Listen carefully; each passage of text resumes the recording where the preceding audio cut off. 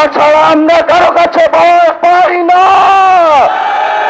আমরা তোমাদের চোখে আঙ্গুল দিয়ে দেখিয়েছি আমরাই বাংলাদেশে গণতন্ত্র চাই।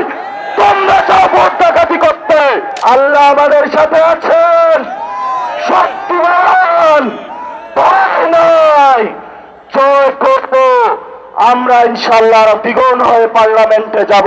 আমরা আল্লাহর কাছে শুকরিয়া জানাচ্ছি যে আল্লাহ তাআলা জনগণের সামনে যারা ভোট ডাকাত তাদেরকে উন্মোচন করতে আমরা সক্ষম হয়েছি। বাংলাদেশে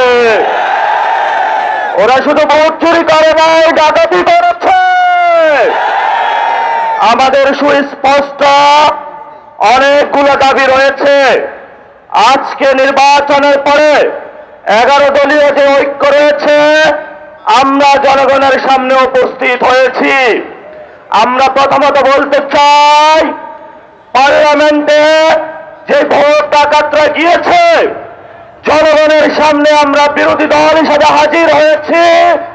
আমরা রাজপথে থাকবো, কড়ায় গন্ডায় ইঞ্চি ইঞ্চি করে জনগণের উপরে যারা ভোট ইঞ্জিনিয়ারিং করেছে, ভোট ডাকাতি করেছে, নতুন ভাবে জুলুম চাপিয়ে দেবার চেষ্টা করছে, আমরা তাদের কাছ থেকে বুঝে নেব ইনশাআল্লাহ।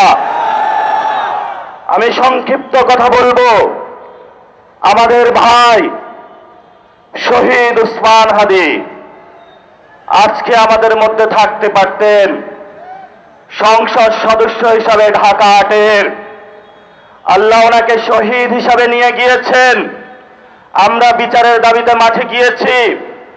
আজকেই যেহেতু বিরোধী দলীয় যাত্রা হচ্ছে এই বায়তুল মোকাররম থেকে, আমি সরকারের কাছে আহ্বান জানাবো, দেশের কাছে আহ্বান জানাবো, প্রশাসনের কাছে আহ্বান জানাবো, আপনারা দ্রুত গতিতে শহীদ উসমান হাদি ভাইয়ের হত্যাকাণ্ডের বিচার যাতে হয় সেই উদ্যোগ নিন।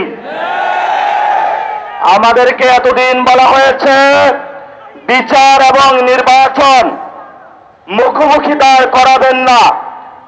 আমরা মরিয়া প্রমাণ করিলাম যে আমরা নির্বাচন বিরোধী নই। এখন সময় এসেছে শহীদ উসমান হাদি ভাইয়ের হত্যাকাণ্ডের বিচার করতে হবে। তৎকালীন সময়ে সংস্কারের নিয়ে বলা হয়েছিল, সংস্কার এবং নির্বাচন বিরোধী করার চেষ্টা চালানো হয়েছিল, ট্যাগ দেওয়া হয়েছিল, ওরা নির্বাচন চায় না।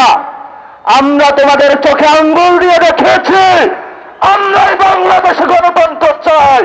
তোমরা চাও ভোট ডাকাতি করতে। এখন সময় এসেছে, কোন 9-6 চলবে না।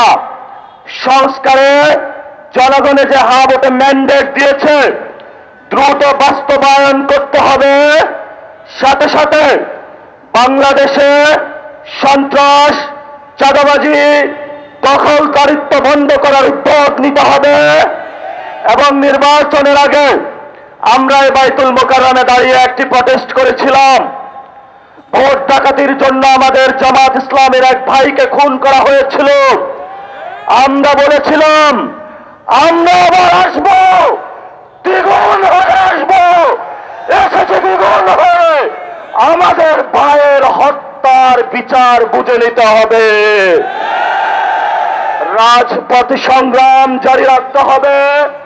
যেই বোনদের উপর আক্রমণ করা হয়েছে, পেটে লাথি মারা হয়েছে, বোরকা ধরে টান দেওয়া হয়েছে, গুলিবিদ্ধ করা হয়েছে, পা ভাঙা হয়েছে, প্রত্যেকটির হিসাব কড়ায় গন্ডায় আমরা ইঞ্জিনিয়ার তারেক রহমান থেকে বাংলাদেশে বুঝে নেব ইনশাআল্লাহ।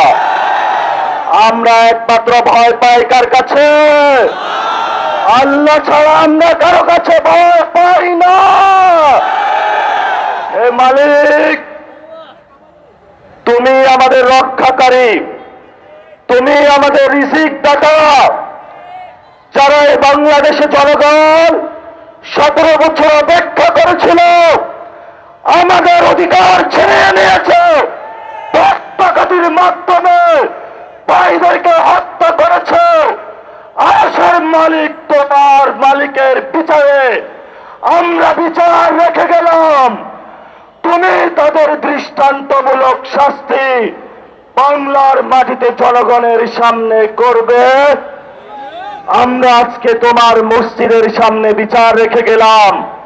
বাংলাদেশের মানুষ হতাশ হবেন না। লা তাহজান ইন্নাল্লাহ মানা, আল্লাহ আমাদের সাথে আছেন।